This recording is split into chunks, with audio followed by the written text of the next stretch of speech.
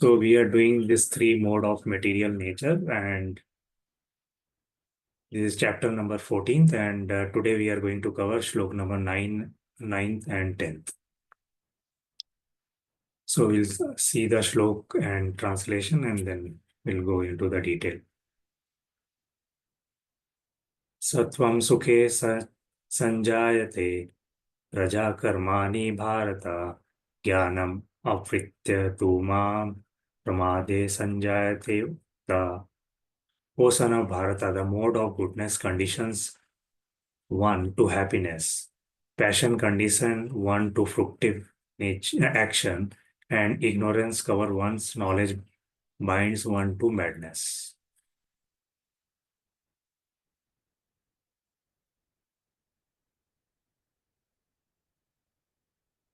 We go to next shloka.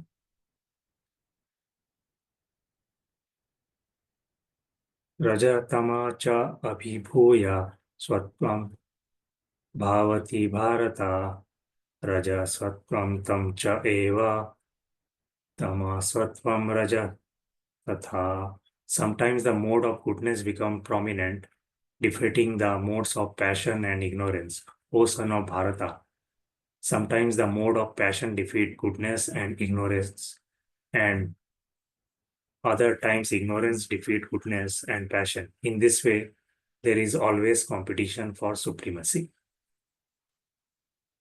So in chapter number 14th, we'll see how living entity get trapped.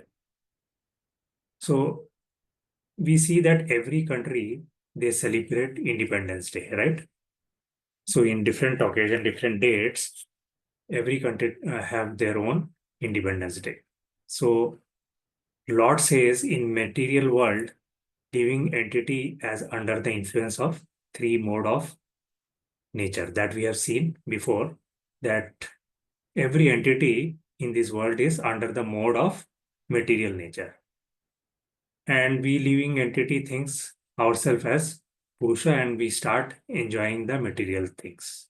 So if you remember, we discussed before between Purusha and Prakriti, right?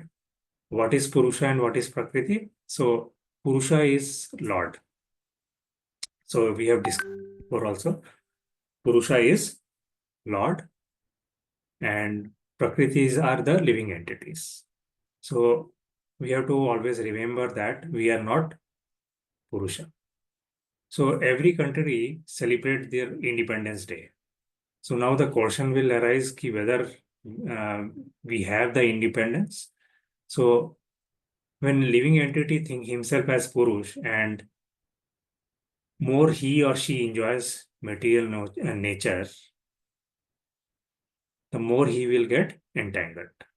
So that is, the law of nature. Ki we think ourselves as Purusha and we try to enjoy the material nature. And more we enjoy this material nature, we get entangled. So one thing you may also ask that, then whether we should not enjoy, we should enjoy, but not the material nature. But our enjoyment is something different, right? So that we have to think about it. But more we enjoy this material nature, what happens? More we will get entangled. So in previous chapter, if you see, Lord says because of this enjoyment, this material enjoyment, the living entities get trapped. So now in this 14th chapter, Lord is describing here how living entity get trapped in this material nature. So that is the reason this chapter is very, very important. So you see, every person in this world, they have one misconception. And what is that misconception? He or she thinks that he is only the doer. So Lord is, in this 14th chapter, Lord is clarifying this misconception. And if you see in this chapter number 3rd, if you remember, Lord is saying, A foolish person thinks that I am the doer, but everything is regulated by the rules of nature. So that we have to always understand. So then the question always arises whether I am the doer or the controller. So our Lord is saying Arjuna that we are just the puppet and nature is actually doing everything. So you have seen that puppet, right? Puppet sometimes he is doing a lot of activities, dancing and walking, but actually somebody else is controlling. So here Lord is actually making us understand through this analogy that he's telling Arjuna that we are just the puppet, we are not actual doer. Who are we? We are the living entity. So actually, the nature is doing everything. He is actually controlling. He is the controller. He is the doer. So actually, who is doing this? So we have discussed about these three gunas, right? So Rajo, Sato, and Tamoguna. So our every behavior is controlled by these three gunas. So whatever we eat, our eating habits or our sleeping habit, then the response, what we give to others, how we react, also what we are thinking, right? It is controlled by three gunas. So each and every person actually is controlled by these three gunas. And in this chapter 14, if you see this slok number third and fourth, Lord is telling the relation between himself, that is Lord, Jiva, and the nature. So these three things are very important to understand their positions. So Lord is saying this material nature. So this material nature is just like a mother who gives birth to living entities. So there is no doubt, right? This nature gives us birth, and Lord is saying, I am the seed giving father. So he is actually sowing the seed, and this material earth is giving the birth to all the living entities. And then again, we see that Lord is saying in chapter number 8, he says, whoever gets me will never come to this material world again. He is clearly saying, whoever actually gets me, he will never come back to this material world again. So why we don't want to come to this material world again? Because of the issues in this material world. We cannot be happy in this material world because we are suffering from Janma Mrityu Jara Vyadi, right? Everybody is suffering from this. We cannot ignore that. So Lord is saying, and he is comparing this material world as prison house. And because of our rebellion nature, we come here and we are suffering from Janma Mrityu Jara Vyadi. So if you see in prison, what happens? Criminals, they are tied. They are tied with chains, right? Isn't it? They are tied with chains. So like that, in this material world also, we are tied up with these three gunas. And what are these three gunas? As we discussed, it is Rajaguna, Satoguna, Tamoguna. So you think like this, you compare them like this, ki Rajoguna is kind of a golden chain. And what is, sorry, Satoguna is kind of golden chain. Then what is Rajoguna? It will be a silver chain, and Tamoguna is the iron chain with which we are tied. Now, if I have to ask which chain you will prefer, Rajoguna, Satoguna, or Tamoguna? So what will be your answer? So golden, you want to be tied with golden chain or silver chain or iron chain?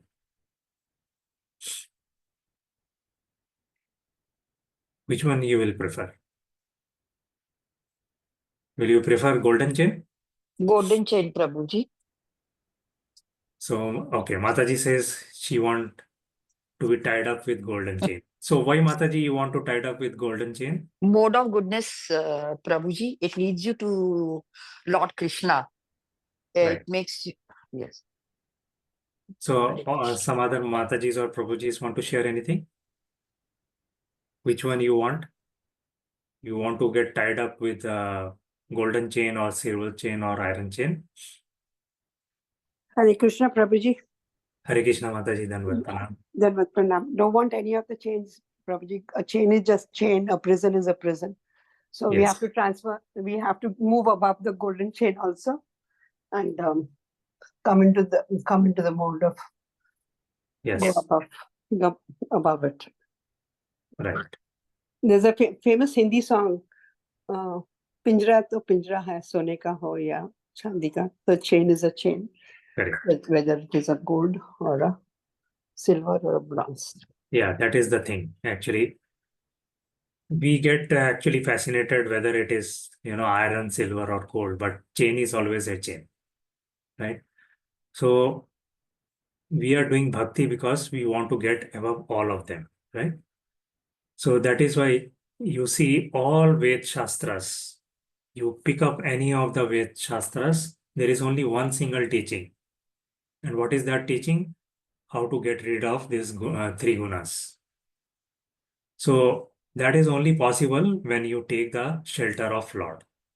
That is how actually we get out of this three gunas or this bondage of this material world. So we hear one pastime here. So there was one village, and in that village there was a family, and that family consists of three brothers. So in that family, nobody was there except these three brothers. Now, I will not tell the name of these three brothers. Actually, I will tell the name of these three brothers, but you can guess which brother is referred by what name. So obviously, these three brothers, they were Sato. One was Sato, one was Rajo, and one was Tamo. These were their names. And their profession was to sell hats. They themselves used to stitch the hat and they used to sell those hats.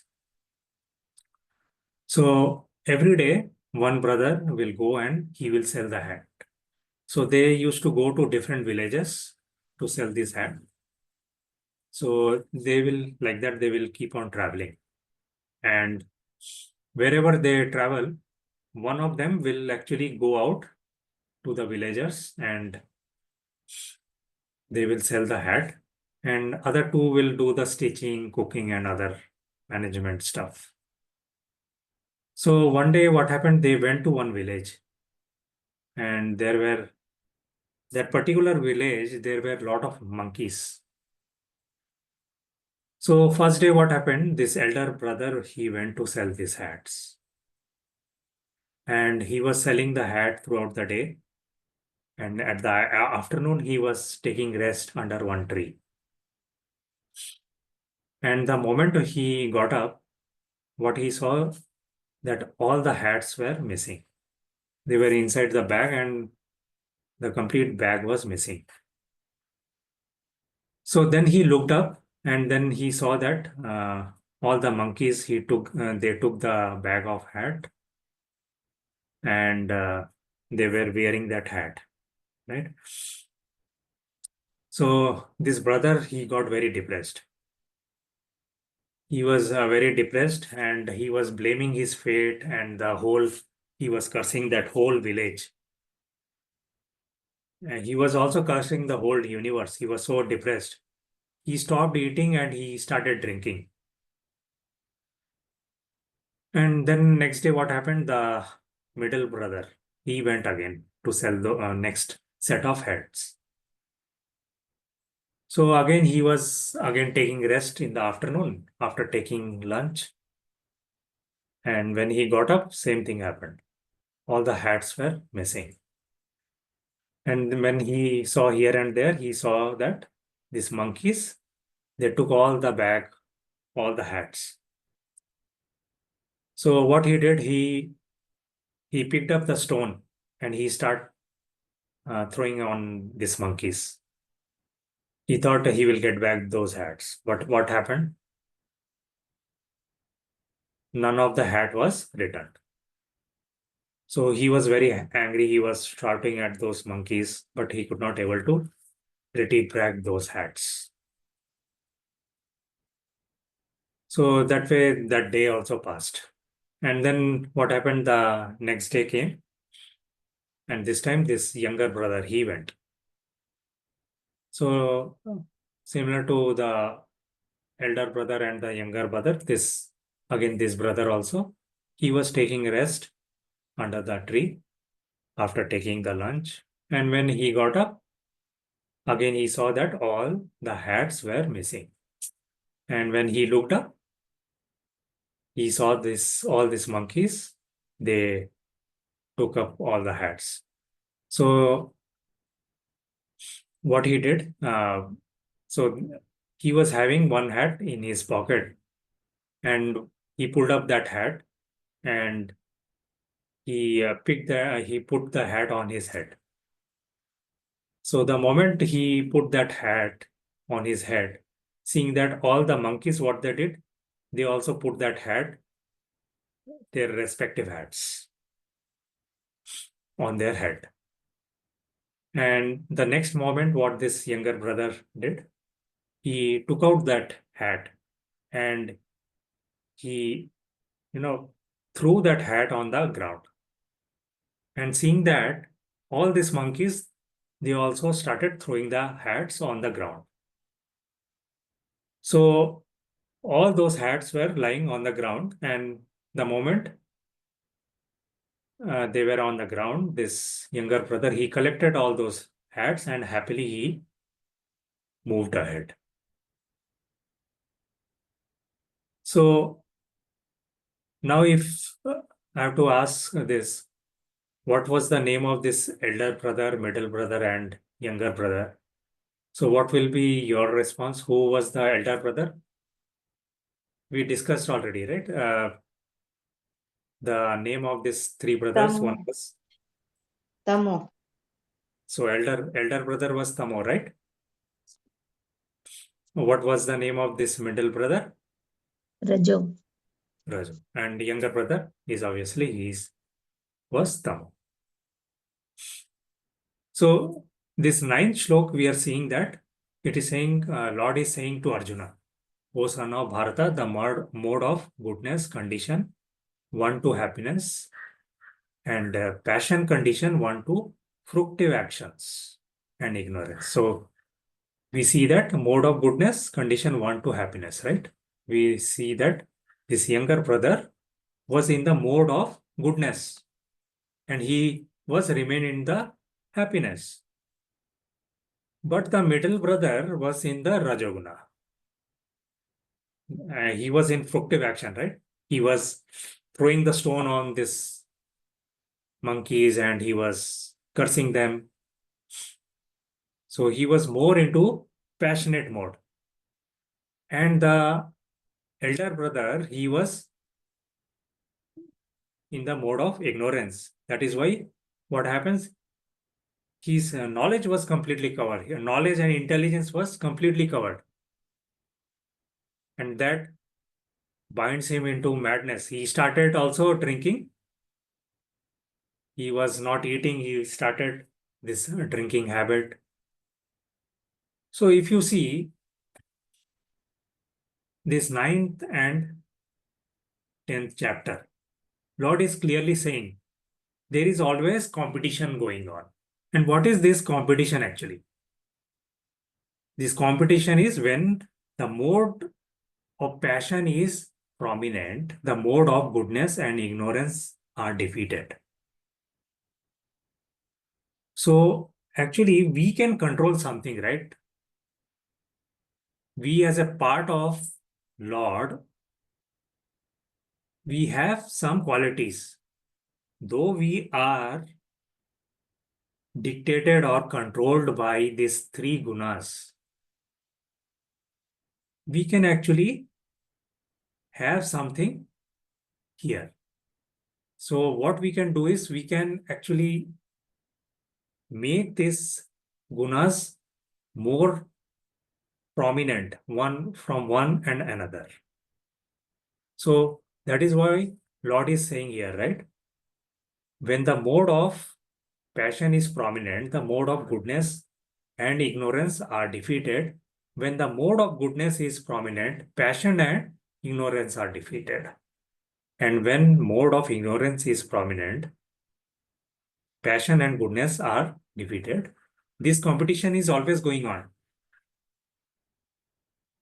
So if one wants, he can actually develop by practice the mode of goodness, and thus he can defeat the mode of ignorance and passion. So it is up to us. So that is why you can see here in this purport also, it is referring something called as Vasudeva state in purport 14.10. So if one is determined, he can be blessed by mode of goodness. And by the mode of goodness, he can be situated in pure goodness, which is also called as Vasudeva state. So it is very important for us to get elevated if we are. So everybody is having this mixture of, we cannot say that we are always in the mode of goodness. We can always practice that. We can always make a habit to become in the mode of goodness so that we can defeat mode of ignorance and passion. But we have to remember that from situation to situation, these three things will be controlling us. So His Holiness Radhanath Swami, once he was saying that at any one particular point, whatever you have, whatever state you are, whatever you have, whether it may be money, glory and whatever, beauty, at any one point, whatever you have, you believe below this, your life will not work out. That means whatever state today I am, I think if I lose any of this, then life cannot go. Life cannot move forward. But again, there is one very important quote where it is saying, so it says ki you don't need something to be happy, you need something to be sad. So it has a very deep meaning. Just think about it after this class. You don't need something to be happy, you need something to be sad. So we see that in this 9th and 10th chapter, who is controlling us, who is actually dictating us, and how we can overcome it. And we have seen this story also where the three brothers, how they reacted. So it is up to us how we react and how we develop these three gunas and how we can control, because everybody have this more or less. He is controlled and he is composed because we are made of this material nature. So definitely it will be controlling us. So it is up to us how we can actually practice and bring one out of another. So thank you very much, Prabhujis and Matajis. If there is any question, we can just discuss.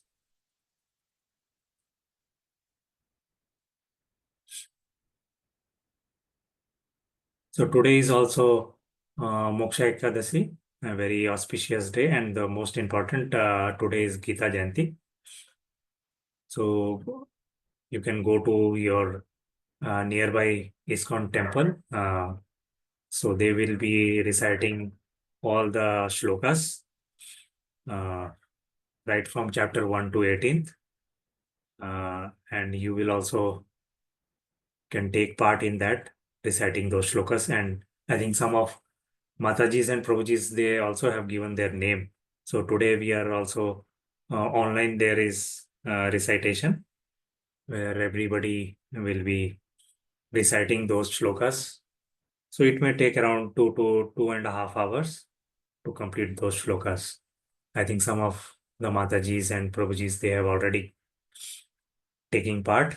So even if you are not reciting the shlokas, you can always join.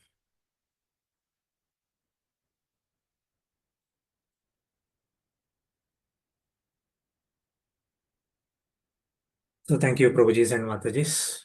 So we'll join tomorrow again. वाञ्छाकल्पतरुभ्यश्च कृपा सिन्धुएव च पतितानां पावनेभ्यो वैष्णवेभ्यो नमो नमः। अनंत कोटि वैष्णववृंद की जय। श्रील प्रभुपाद की जय। अनंत कोटि वैष्णववृंद की जय। Hare Krishna, Prabhuji. Pranam to everybody assembled. Hare Krishna. हरे कृष्ण। धन्यवाद प्रभु। Hare Krishna Prabhuji. Pranam. Thank you very much. Thank you, Mataji, for joining. Hare Krishna, Prabhuji. Dandat pranam. Thank you very Dhanyavad much. Mataji. Thank you for joining. Hare Krishna, Prabhuji. Thank you so much. Thank you, Hare Mataji. Krishna Prabhuji. Thank you very much. Dhanyavad Pranam. Thank you. Uh, Thank you, everybody, for joining.